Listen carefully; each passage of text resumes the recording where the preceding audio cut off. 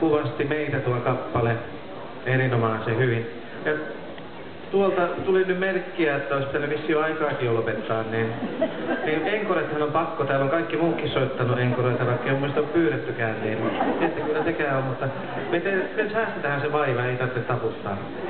Ja me näillä samoilla istumilla soitetaan lyhkäisesti sellainen kappale, mitä niin alkuaikoina Kaustisella hoilattiin sitten ja soitettiin tuossa Kolmenmaisyöllä. Sen takia mä en sanokaan, että koska ne, jotka on seurannut meidän elämän taivalta eri lehdistä, niin tietää, että kuinka siinä menee on sanat. Eikä nyt kukaan tiedä, mutta se yhden rivun. Ja sitten Iljan polkka siihen heti perähän saman tien hetken matkaa. Ja se on sitten sillä selvä, ostakaa vaan niitä levyjä ja paitoja.